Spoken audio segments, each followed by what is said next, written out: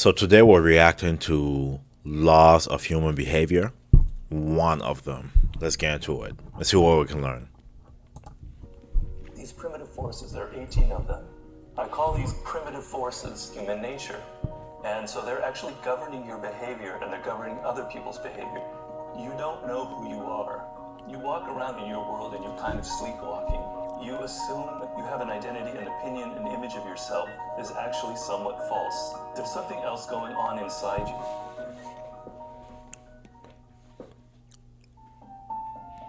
Law 10. The law of envy. Beware the fragile ego. Every time a friend succeeds, I die a little. Go vidal. That's deep. Envy is the trickiest and most elusive of all human emotions. To decode envy, you must become a master of human nature. You need to be able to distinguish passive envy from active envy before you can understand its nuances. We all suffer from envy from time to time, as we unconsciously observe the people around us and feel that they may have more in life than ourselves. The need to compare may motivate some of us to excel. For some, however, there are more extreme forms of envy. Wow. If people are actively trying to sabotage your projects, your career, or your relationships, then you're dealing with a dangerous, envious person. Signs of envy. It is difficult to detect subtle signs of envy, but if you pay attention, you can detect them. Micro-expressions. It is the eyes that are most associated with envy. It's often the first impression that's the most accurate, so you should pay more attention to it.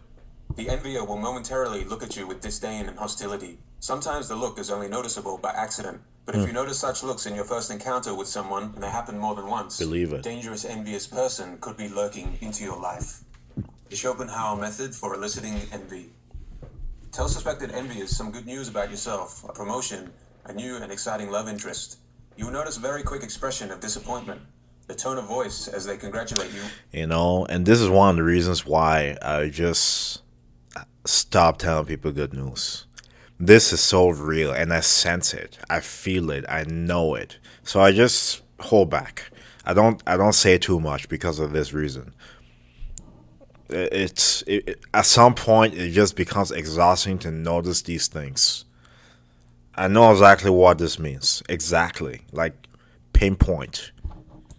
That you will betray some tension and strain. Equally, tell them some misfortune of yours and notice the uncontrollable micro-expression of joy in your pain, what is commonly known as schadenfreude. Poisonous praise. Beware of people who give you confusing and paradoxical praise. They will find ways to praise you, but mix the praise with sarcasm and offhand remarks, which are designed to make you feel uncomfortable and make you doubt your abilities. This is a big one, the fitness space. A big one. Anyway. Backbiting. Gossip often serves as a cover for envy, a means of venting frustration through sharing malicious rumors and stories. If you happen to hear of a negative story spread about you, that should have enough impact to raise your awareness. A sign of active envy could be the fact that your friend feels the need to vent his or her underlying hostility to a third party rather than keep it to themselves. Yeah. Push and pull. If people are envious of you, the people with the closest proximity who know all your secrets and weaknesses are often in the best position to act upon this envy. Enviers often use friendship and intimacy as the best way to wound the people they envy. Envier types. Here are 5 common varieties of envious people, how they disguise themselves and how they attack. The leveler. Levelers are always on the lookout for injustice and unfairness in the world. Despite their ability to put others down, they do not easily take a joke at their own expense. It is a goal to... It's funny. And they're the same ones that dish out the most jokes. They cannot take it, but they can dish it. This is like reading my mind. Bring everyone down to their level of mediocrity. Levelers cannot identify or value excellence in anyone. Be aware of these people, especially in the workplace. Such individuals will try to make you feel guilty for being ambitious, to try and cover up their own ambitions to succeed. And the funny thing is, you play dumb, you almost bring yourself down so that they don't notice and do these tricks to bring you down. So subconsciously, a way to defend yourself is almost dumb yourself down. I know this exactly. I see it all the time. If you know, you know. Levelers are people who want to bring you down when they see you rise above them. The self-entitled slacker. People today rightfully feel entitled to success and a good life, but they recognize that they will need to sacrifice their time and work hard. Self-entitled slackers believe that they are entitled to success and the finer things in life. These people are plagued by narcissism and insecure about their own abilities to get what they want. Keep an eye out for those who prefer to maintain their positions through charisma rather than by putting in the hard work to get things done. The status fiend. Humans are very sensitive to their rank and position within social groups. Status for some people, however, is more than a way to measure social position. It is the most important factor in determining how valuable they perceive themselves to be. Status fiends will ask you about your income, whether you own your home, and what type of neighborhood you live in. It is common for such types to demonstrate their status in an opposite direction, portraying themselves to be monk-like, but in reality they secretly yearn for the luxury they cannot afford. When you're around this type of envier, try to hide or at least downplay anything that might trigger envy. Downplay. That's a key word. I don't know. When you become self-aware and want to protect yourself, you almost have to downplay everything that you do. For this reason, you never want to lead with what you have. You never want to appear too much higher than what you actually are. Just for protection. Envious people are dangerous people. The attacher. These types are attracted to the successful or powerful, not in admiration, but out of envy. They will do anything they can to make themselves useful, but they lack their own purpose, and they want to get some of that attention and success the high achiever is getting, without all the hard work. They hate the fact that this person is getting more than them. The insecure master. For some people, having a high position increases their insecurities.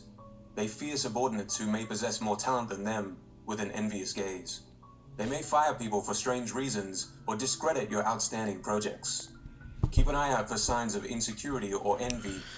One of the laws of 48 laws of power, the one that comes to mind is never outshine your master. Really, it should say insecure master, because that's what you sense sometimes. If you've worked at any job and you had a manager and you overperformed in certain areas, you notice a shift in energy. That is a shift you don't want because it can get you fired. What this person is speaking of here.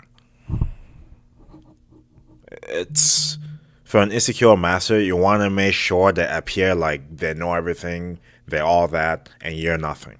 That's how you have to play it, unfortunately. Among those above you.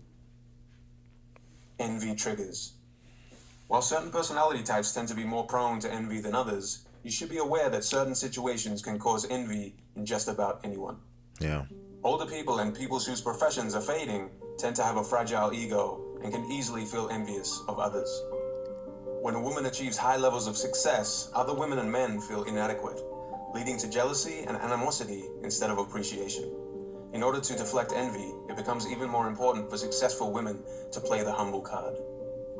The best way to deal with an envy attack is to control your emotions. As a result of social media, envy is more common today than ever before. Yeah. We all have a low level of envy within us, which can be exacerbated by reading something or seeing something that makes us feel insecure. Wow. Beyond envy. Envy thrives in environments where people see each other every day, whether they are colleagues in a corporation, family members, neighbors, or peers in any type of group. Considering that That is why I distance myself. I don't keep myself close to people. I have conversations with my parents about this. People start to behave weird when they know too much about you. When they know your talents, your gifts, your goals, your aspirations, where you want to go in life. The more they know, the more envious they become. So the best way to protect myself, keep my distance. I'm no longer attached to friendships and all of that. I'm in the point in my life where I'm willing to let all that go for peace. Really. I'm sure some people out there feel the same way I'm feeling right now. Or have been feeling. Or have been thinking. that our brains cannot stop comparing, we should redirect this mechanism into something constructive and creative. Human greatness is to be admired. Admiration is the opposite of envy. We acknowledge people's accomplishments, celebrate them without feeling insecure. Our species' potential is to be celebrated when we recognize someone's greatness. Gratitude is the best antidote to envy. Engage in downward comparisons. We often compare ourselves with people above us and we become envious. Instead of always looking upwards, look downwards from time to time. Compare yourself to people who are lower than you socioeconomically, not in a superior manner, but in a way that gives you gratitude for the things that you do have in your life that so many others do not. Schadenfreude. That's a great tip. That's a great tip. You don't realize what you have until you look at those that don't have it. Those that may not have food, water, shelter, a place to live, electricity. That's a good way to keep yourself level-headed. I agree with that. I agree. What tends to happen with people that succeed and have convenience is they forget where they came from. They forget that there's individuals out there that will never have those same opportunities, which can lead to that individual taking things for granted. So it's always good to do that. Downplay compared to individuals that may not have the same blessings as you, for you to appreciate the blessings that you have. I agree. The experience of getting pleasure from another person's suffering is closely related to envy. Instead, follow what Friedrich Nietzsche called Mitfreude, which means joying with. Instead of simply congratulating someone on their success, you should instead attempt to actively feel their joy. Try to feel what they must be feeling in their moment of success. Wow. Practicing Mitfreude increases your ability to feel this emotion in relation to your own experiences. Wow. Law 11. The Lord. So I'm going to stop there. That was a really good law, envy. I'll definitely go back and listen to it again to take some things and